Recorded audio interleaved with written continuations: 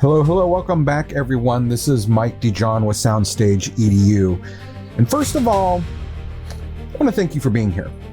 Whether this is your first episode or you've been hanging around with me for a while now, thank you for giving me a little bit of your day. I mean, trust me, I know how valuable time is. There are a million podcasts you could be listening to right now, a million videos you could be watching, and somehow you ended up here with me. And I don't take that lightly. I never saw myself as a person that would be sitting in this seat, but here we are. So let's get to work. And before we jump into today's conversation, I want to do something that I don't think I've done enough of. I want to tell you where this episode came from. And before we get even deeper than that, I want to let you know this turned out to be quite a bit longer than I planned. The notes just kept going and going and going, and I realized that I have a lot to talk about inside of each section or segment of this episode that we're going to break it up into parts. I won't terminate the episode and process it and upload it and then go and do another. We're going to do it all at once. We're going to take breaks. I'm going to put breaks in there, poignant places where you can actually stop and then, time mark it and come back and finish it later. Because I want you all to sit through all the pieces of this because it's just that important. But a few days ago, I received a message from a listener named Scott. Scott's just a dad, not a former drum corps member, not a lifelong band director, not someone who spent decades immersed in the marching arts. He's simply a father whose daughter fell in love with color guard. And because she fell in love with it, he fell in love with understanding it. Can I just stop there for a second and say something? I love parents like that. I really do. I love the parents who don't pretend to know everything. The parent who says, I don't really understand this world, but my child loves it, so I'm going to learn. Those parents become some of the strongest advocates that our activity has. Scott told me he came from an athletic background. That's where this takes a twist, right? We talk a lot about the dynamic between athletics and fine arts. So here's a parent who comes from that background walking into our world. He said he'd never really realized how many similarities exist between athletics and marching band until his daughter became involved. He talked about coaching, communication, motivation, discipline, teamwork. He talked about watching these students work harder than he ever actually imagined. Then he said something that really caught my attention.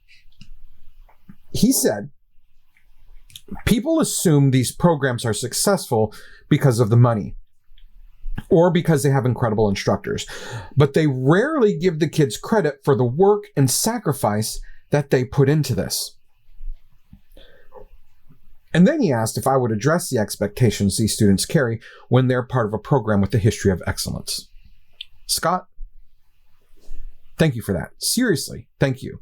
Because I think that's one of the most thoughtful questions anyone has asked me in a long time.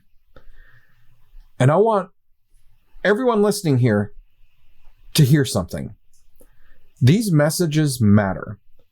I read them. Maybe not immediately. I mean, sometimes life gets busy. Sometimes work gets in the way. Sometimes I'm sitting in an arena somewhere watching rehearsal or driving to another meeting, or I'm sitting in an event at some part of the country that I'm helping produce, but I do read them. And every once in a while, one of them doesn't just become a reply. It becomes an entire conversation. And this is one of those conversations. So if you've ever wondered whether you should send me a topic, whether you should ask me to talk about something, just do it.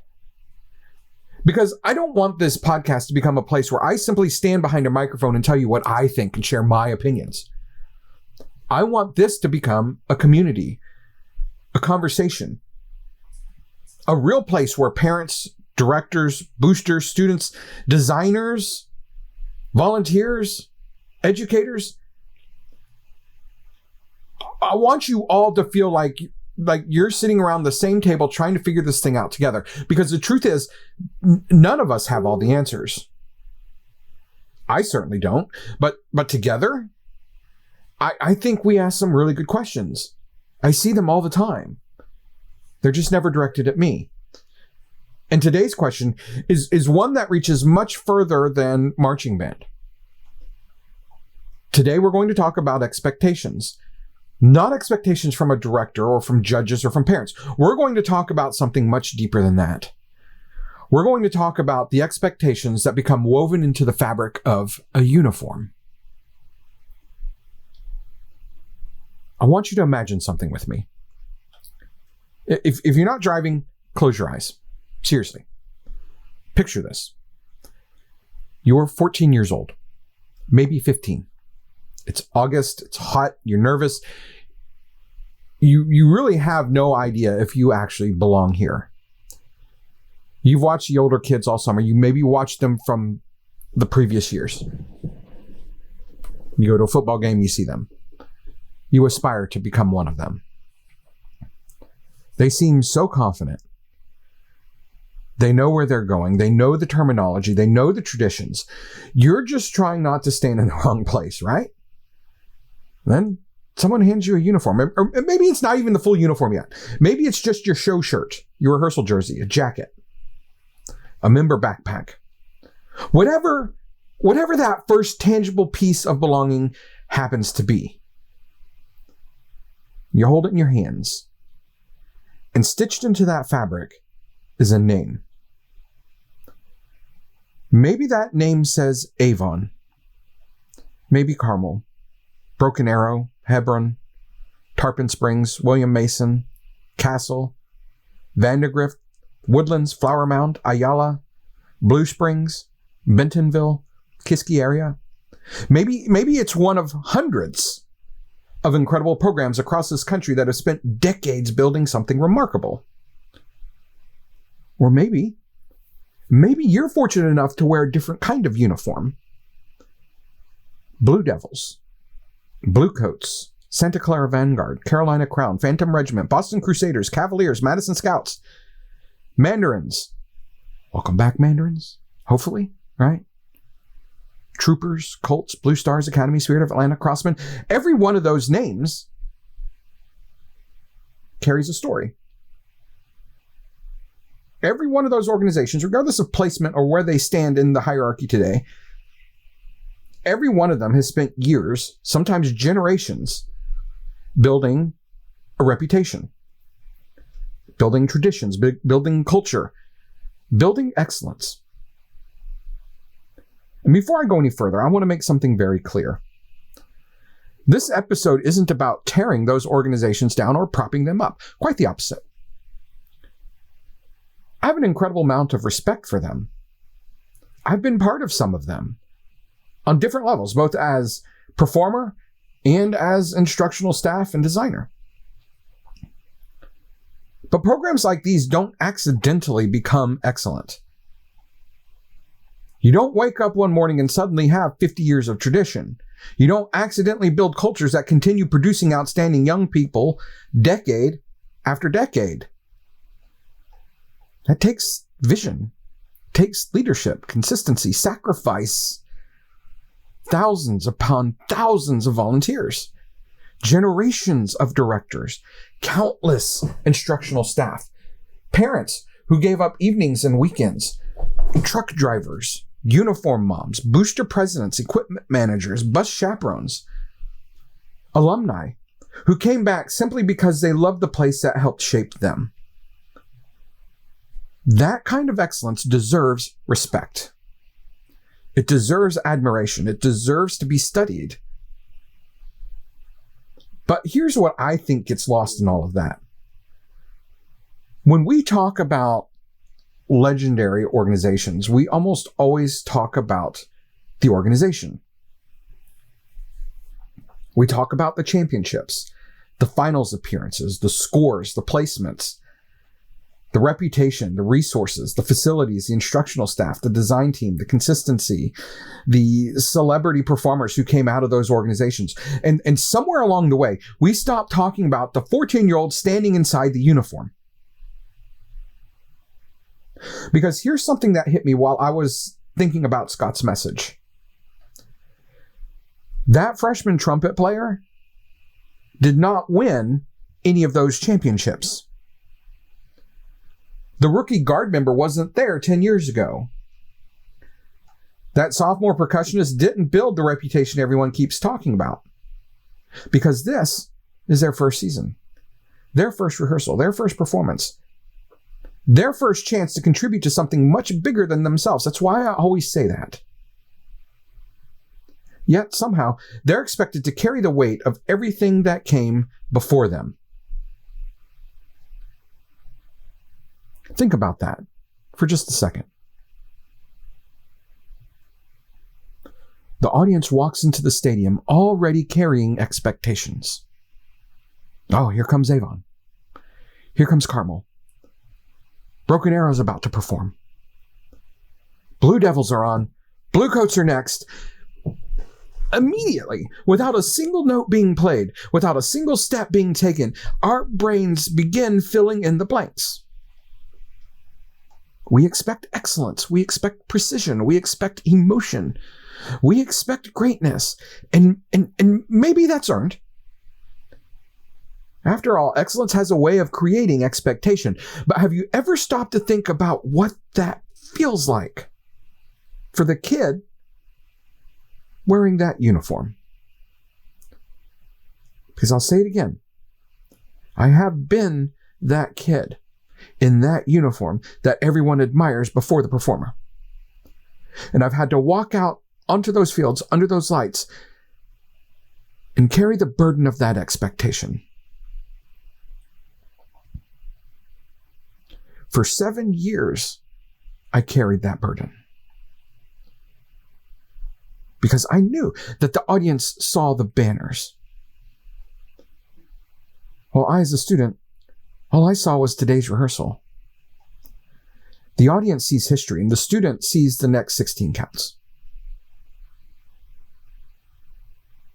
Our audience sees decades of excellence, and the student is seriously hoping that they remember the drill that they learned 20 minutes ago before stepping out. I need you to realize something, that those are two completely different realities.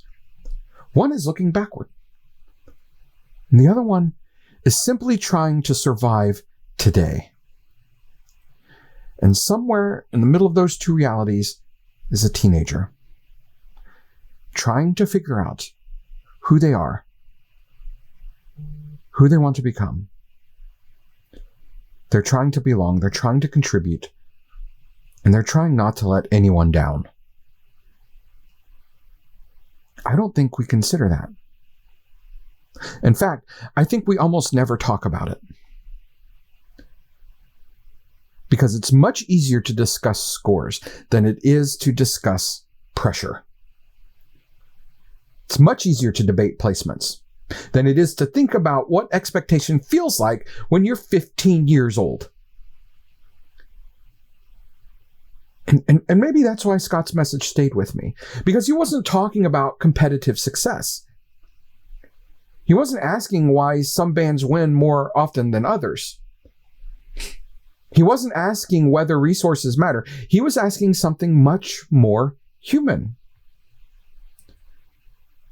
What does it feel like to be one of those kids? That's where we're going today. Because I think if we can understand that, we'll understand something much bigger than marching band. We'll understand leadership. We'll understand culture, legacy, and maybe, just maybe, we'll become better adults for the young people we're privileged to lead. We'll pick up right here after the break, because if there's one thing I want you to remember before we continue, it's this. Kids don't inherit championships. They inherit expectations. And those are two very different things. So go ahead and hit pause. Take a break. Take note of the timestamp. Come back when you're ready, or just stay here and continue on, and we will continue.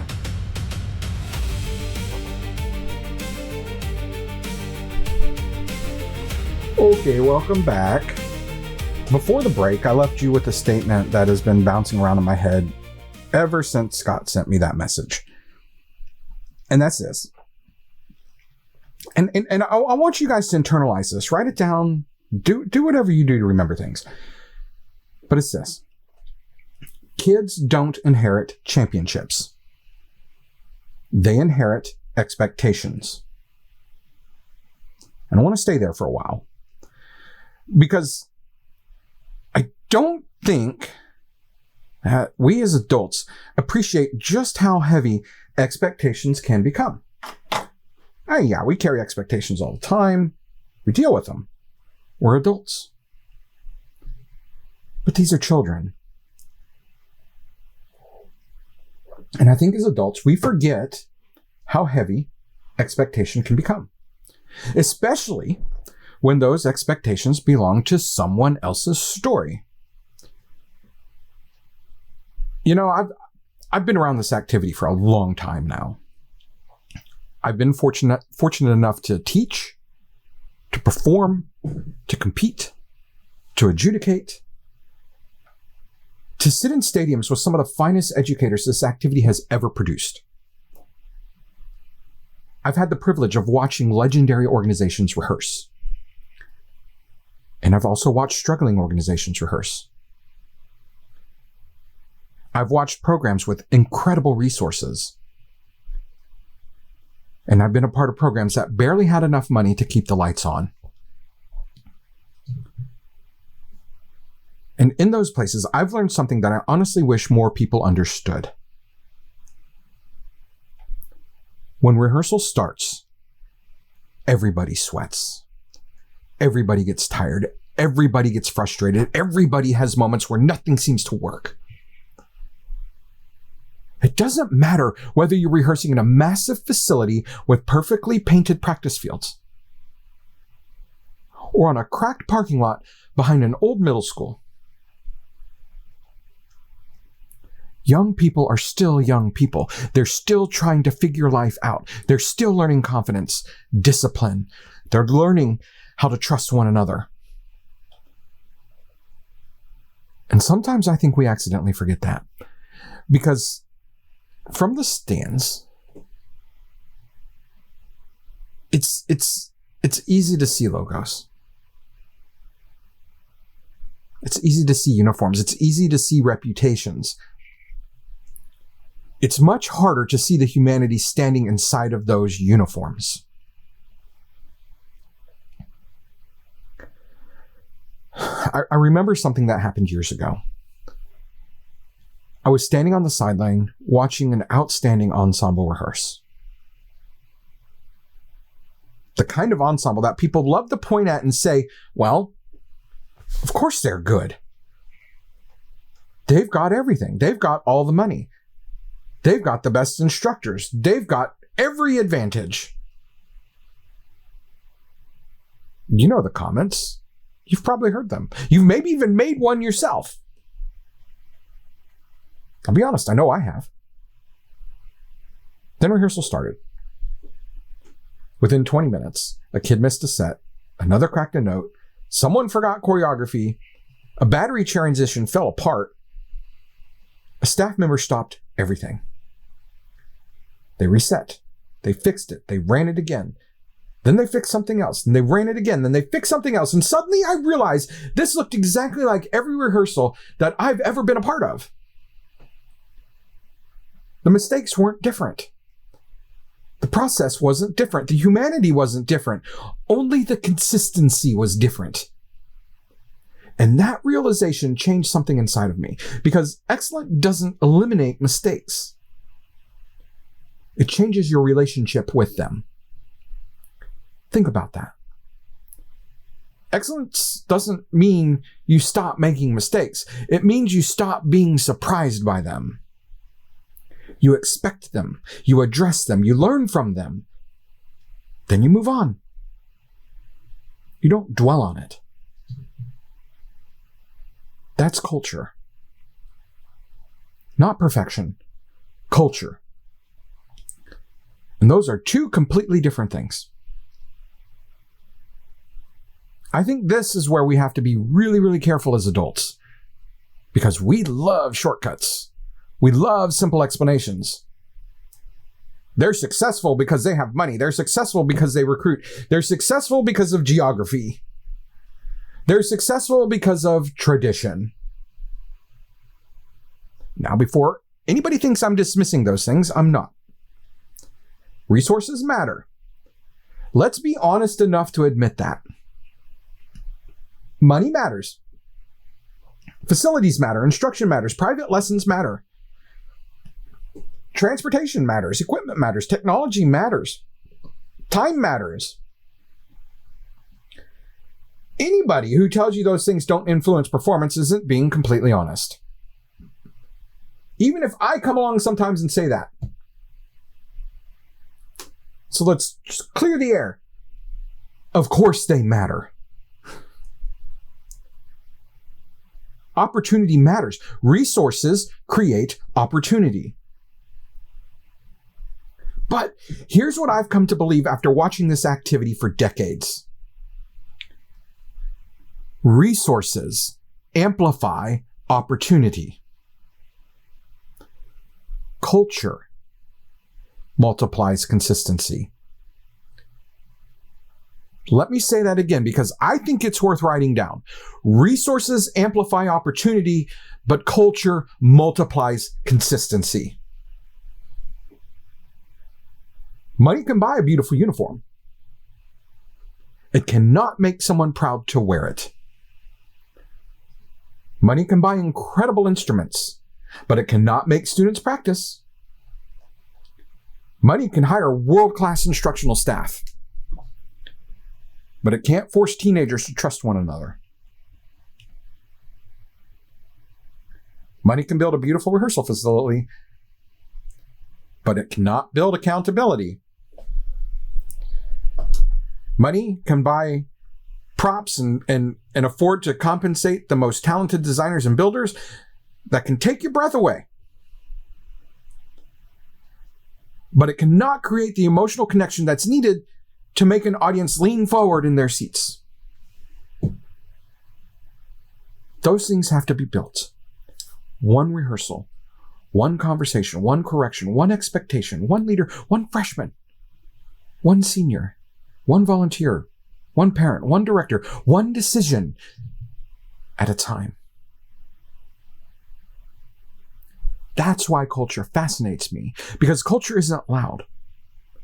Culture rarely announces itself.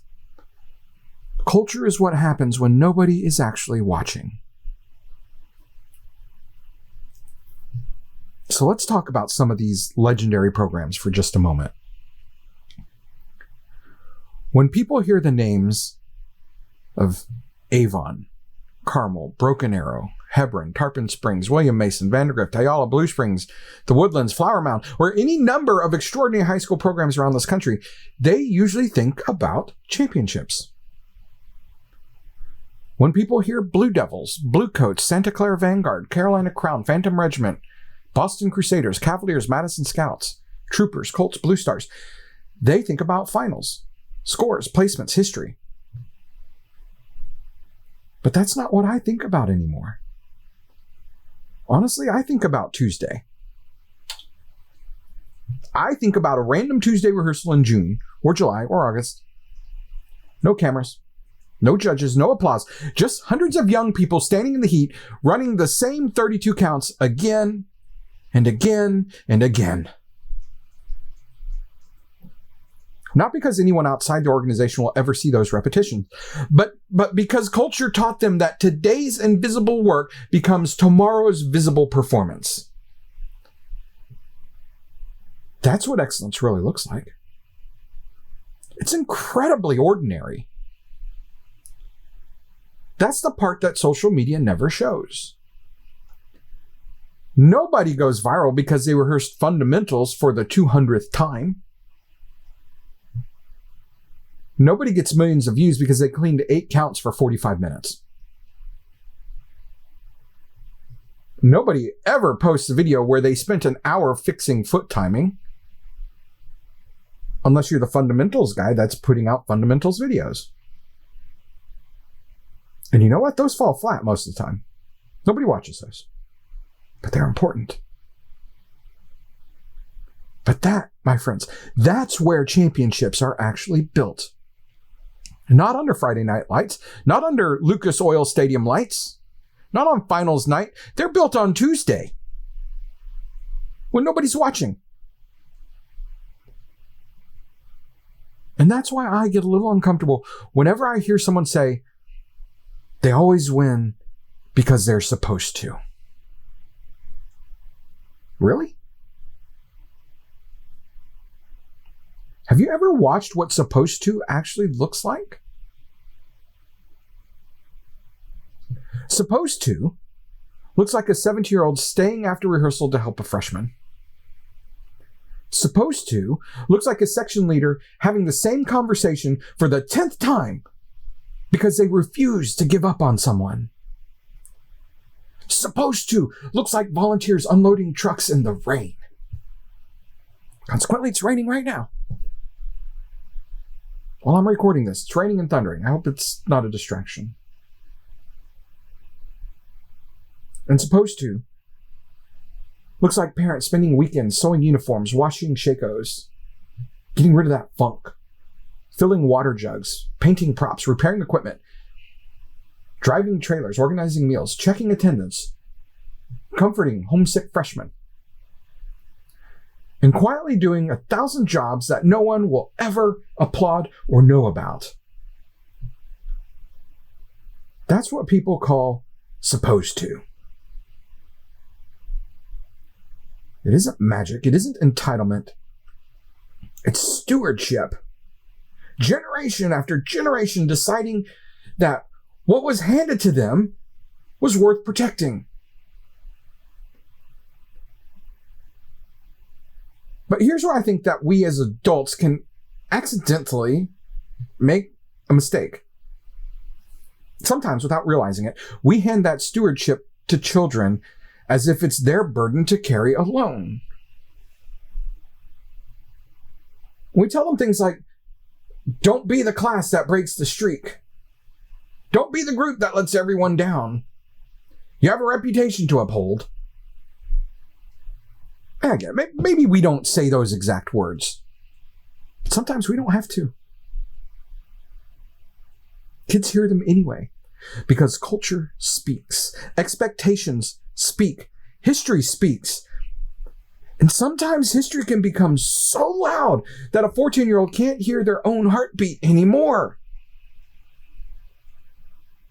That's where I want to pick up next. Because once we understand the weight of expectation, we have to ask an even harder question. What happens when those expectations collide with something as beautifully imperfect as judging? We'll talk about that when we come back. Because if there's one thing I've learned after years around judges, instructors, and performers, it's this. Two honest people can watch the exact same performance and leave believing they saw two completely different shows. And that's not the problem. That might actually be the point.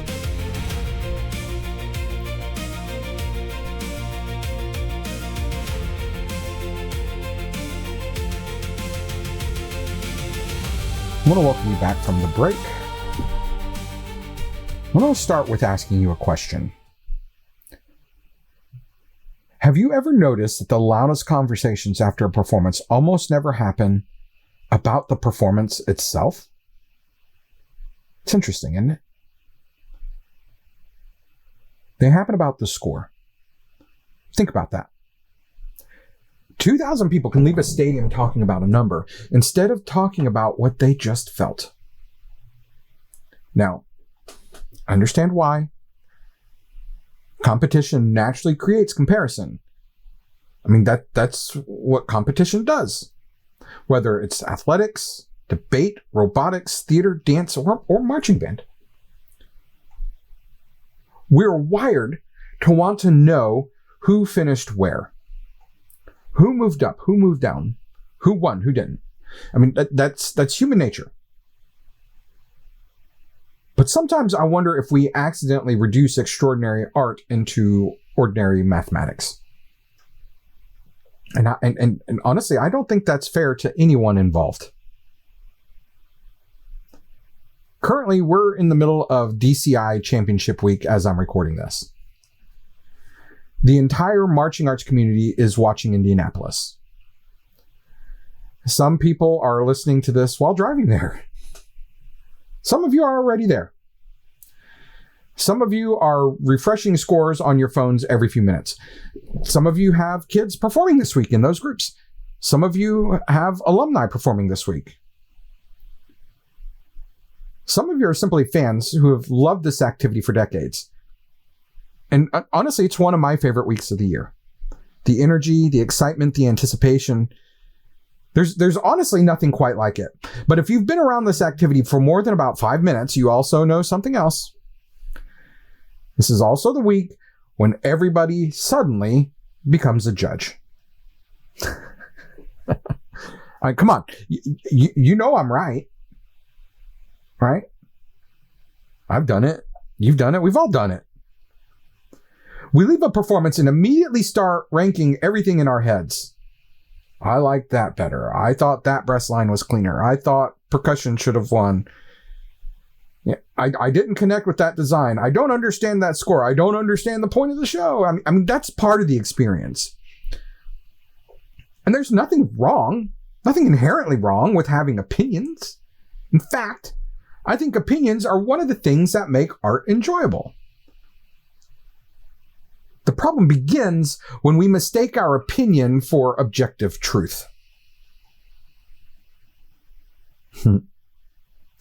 So the other night, I found myself in one of those conversations.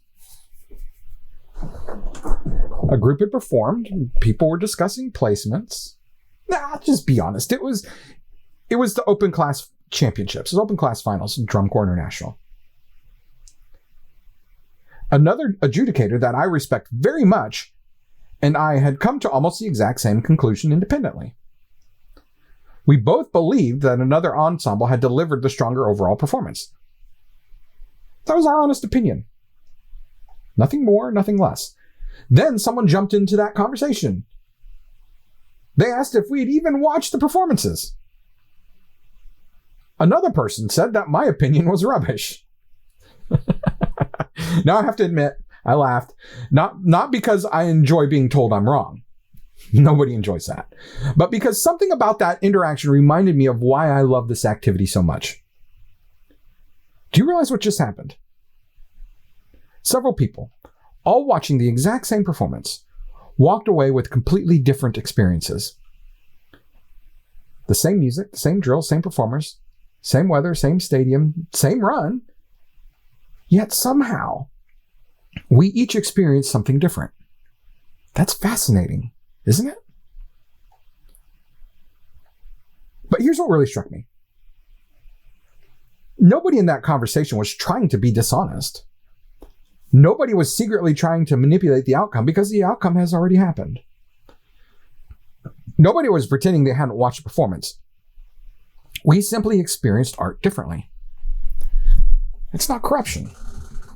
It's not incompetence. It's humanity. And I think somewhere along the line that we've forgotten that.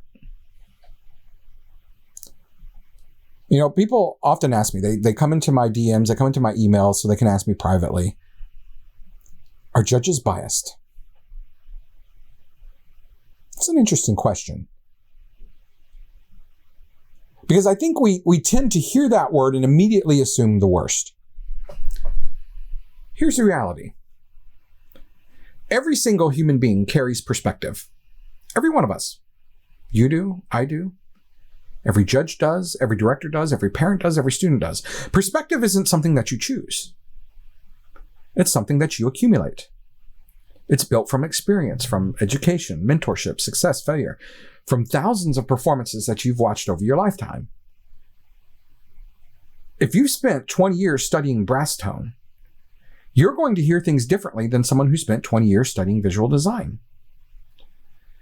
If you spent your career teaching percussion, your ears naturally gravitate toward rhythmic clarity. If your passion is color guard, you'll notice different details than someone who has spent their entire life behind a conductor's podium. That doesn't mean anyone is wrong. It means they're listening through different windows. Imagine asking 5 people to describe a sunset, the same sunset. One talks about the colors. One notices the clouds. One notices how the light reflects off the water. One notices the temperature changing. One notices the person standing beside them. Who's right here? Seriously. Is any one person right? No, they're all right, all of them, because they aren't describing the same thing. They're describing the part that moved them. That's art. And that's judging. Now, let me say something that I hope doesn't get misunderstood. Does reputation exist? Of course it does. We're human beings. Reputation exists everywhere. I mean, if you walk into a restaurant that's won a James Beard Award, you expect excellence. If you attend a Broadway production, you expect excellence. If you watch the Kansas City Chiefs, you're expecting a certain level of football. If you hear the Mayo Clinic, you already have expectations. Reputation influences expectation. That's simply part of being human. So yes, when an organization like the Blue Devils, Bluecoats, Vanguard, Crown, Phantom Regiment, Boston Crusaders, Avon, Carmel, Broken Arrow, Hebron, Tarpon Springs, any of these remarkable organizations steps onto the field, there's already an expectation in the minds of the audience. Let's not pretend otherwise. But here's the part that nobody seems to talk about. Everyone discusses the advantages of reputation.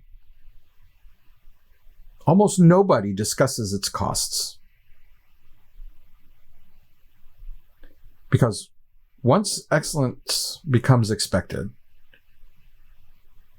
then good no longer feels good enough. Think about that. If an emerging program improves 5 places, people celebrate, and rightfully so. But if a perennial finalist finishes 1 place lower than expected, social media starts asking, what's wrong? Same performance? No. Different expectations. The standard changed. And who carries that standard? Kids, teenagers, young adults. Not the logo, not the trophy case, not the championship banners, not the rings.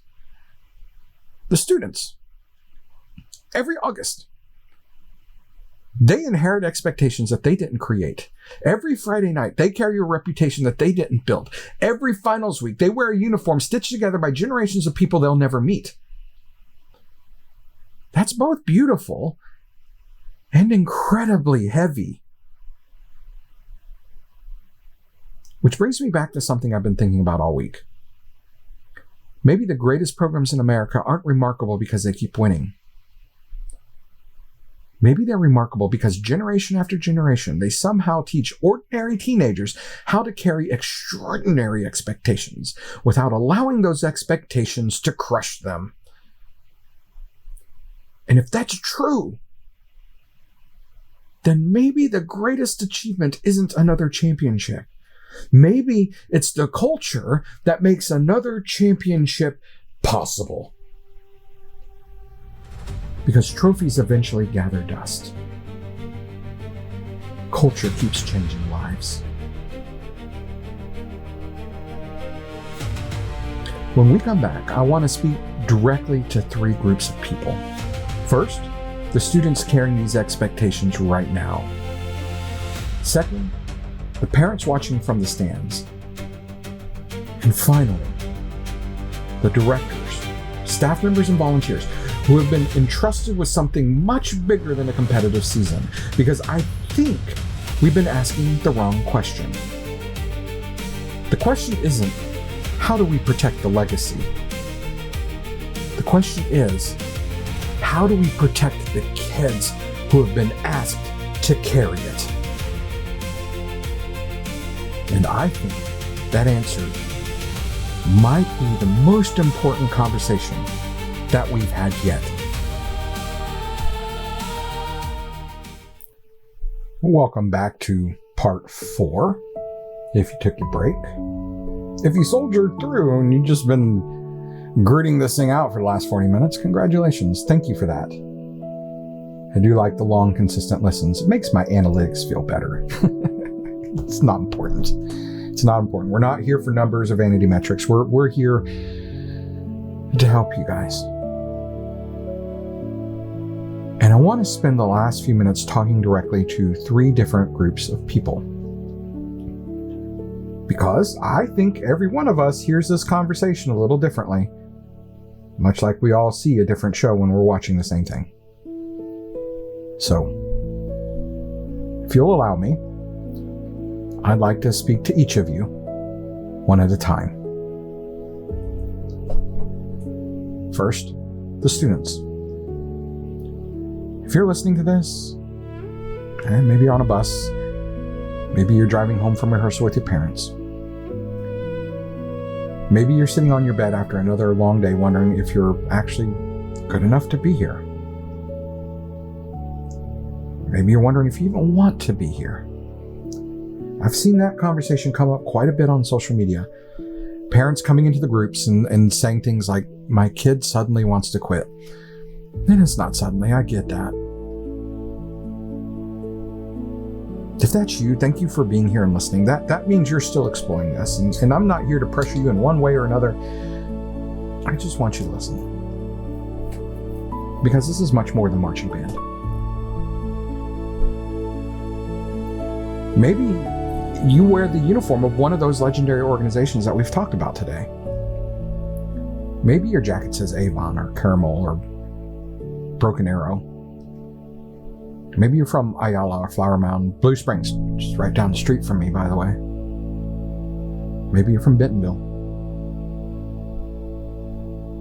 Maybe you're fortunate enough to wear Blue Devils, Bluecoats, Phantom Regiment, and you just burned out.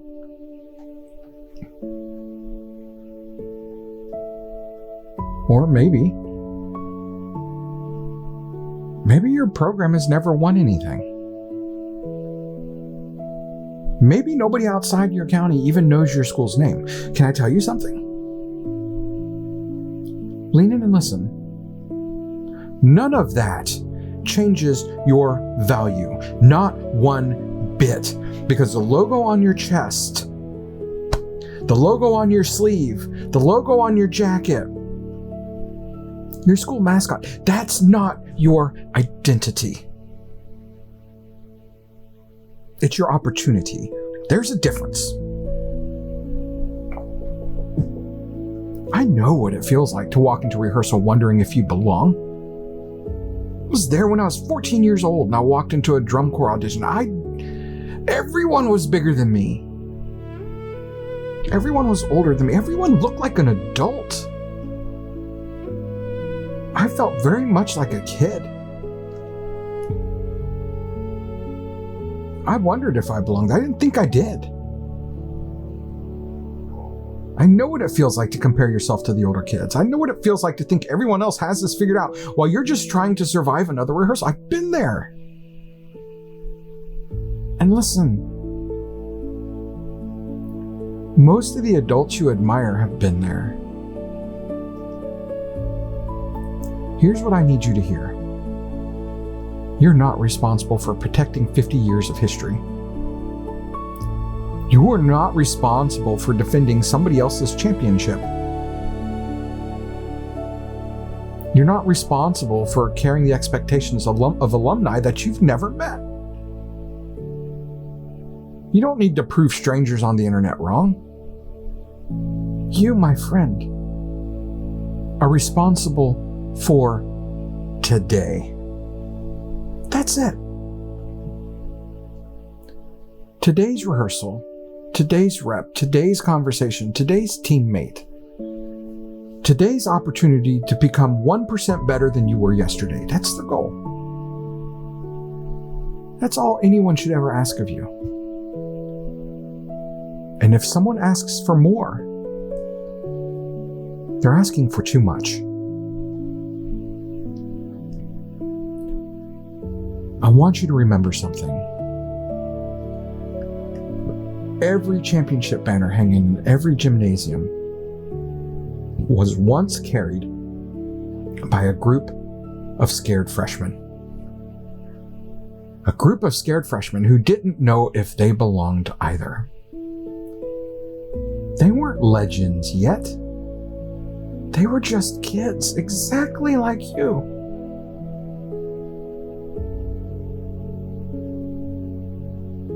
Now the parents. Can I ask something of you, please? Be careful. Be careful what your children hear when you talk about a performance. Be careful what they hear when you leave the stadium. Be careful what they hear when you discuss scores in the parking lot, because whether you realize it or not, they're listening. Every word, every sigh, every disappointment, every comparison, every celebration, they're listening. And eventually, they begin borrowing your expectations, not because they want to, but because you're their parent. You are their emotional compass. You know, I've said this before. Our children rarely become what we tell them. They become what we consistently model. If we model grace, they learn grace. If we model perspective, they learn perspective. If we model humility, they learn humility. If we model that a 7th place finish somehow ruined the weekend, they learn that too. Please, don't accidentally teach your child that their value rises and falls with the recap sheet. Because one day that uniform is going to be folded up, the medals will be placed in a box, the trophies will stay at the school, the scores will eventually be forgotten, but the identity your child forms during those years will follow them for the rest of their life. Protect that above everything else. Protect that.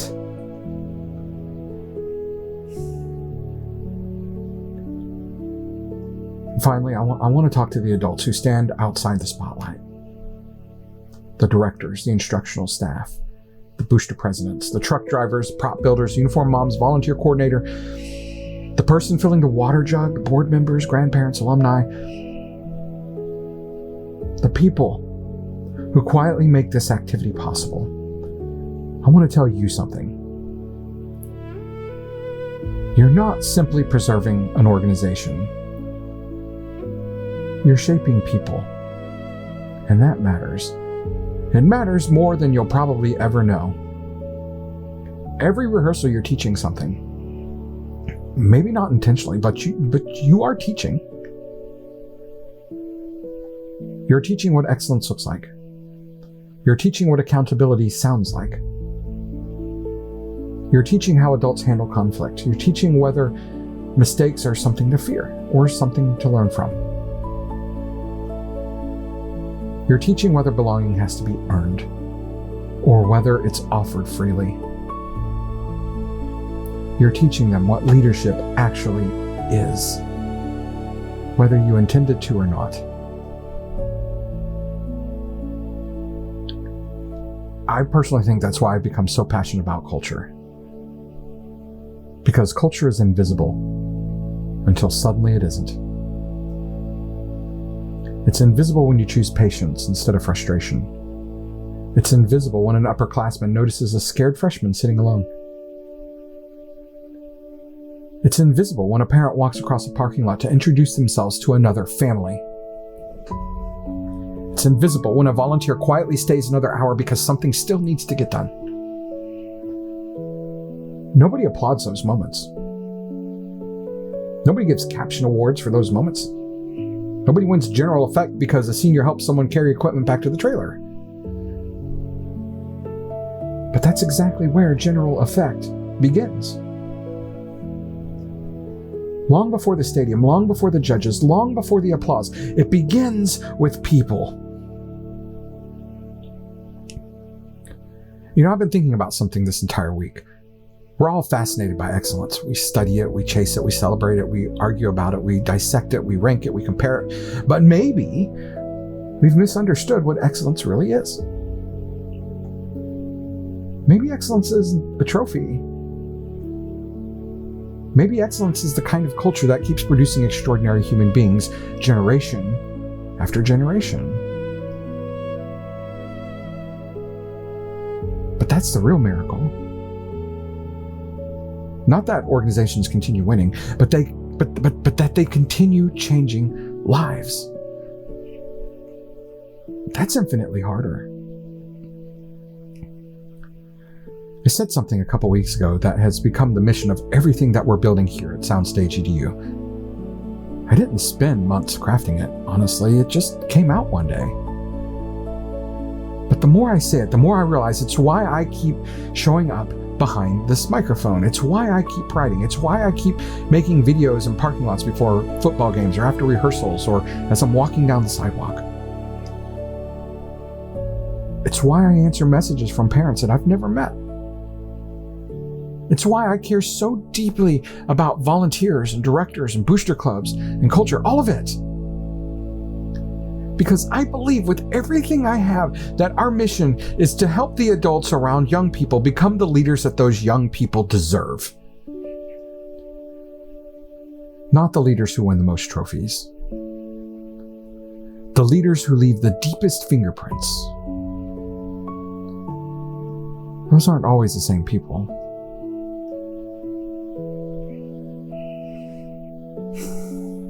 So let me leave you with one final picture. Imagine it's 25 years from now. That freshman we talked about at the beginning of today's episode is no longer a freshman.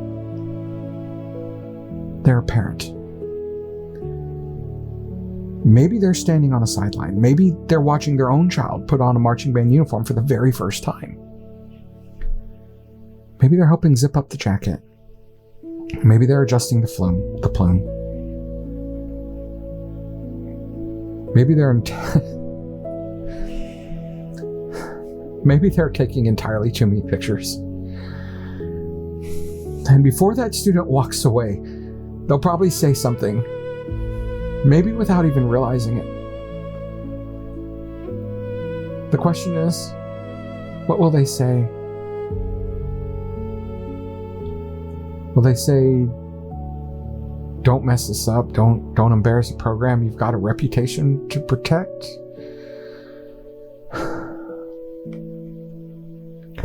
Or will they kneel down and look that child in the eyes and say, I'm proud of you already. Go make some friends. Go become part of something bigger than yourself. Go learn. Go fail. Go grow.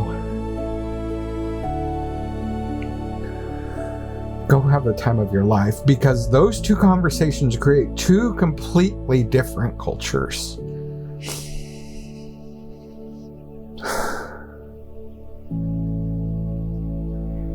Scott, thank you.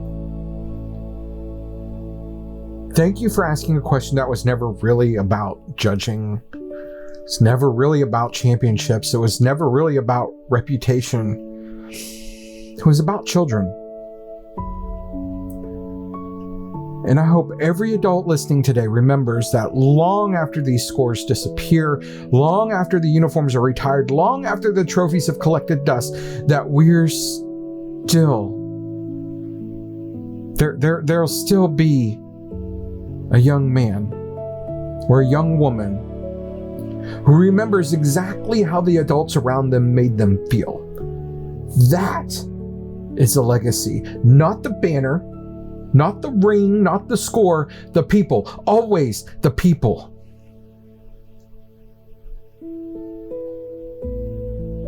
Thank you for spending this time with me today. If this conversation meant something to you, I'd ask you to do one thing. Share it. Not because I want another download, but because I think there's a band director who needs to hear it, a booster parent who needs to hear it, a volunteer who's exhausted and wondering if this even matters, a freshman who's questioning whether they belong, or maybe a parent like Scott who simply had the courage to ask a thoughtful question. Those are the conversations worth spreading. Until next time, take care of each other. Take care of those kids. And let's continue raising the bar together.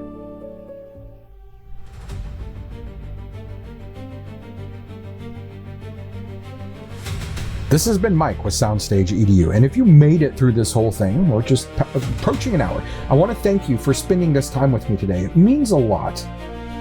And what's going to help this work grow is if you follow along. Follow us on social, follow us on YouTube, follow us on Spotify, follow us wherever we're at, and share the message. That helps a lot more than people realize. That helps the algorithm realize that this content matters.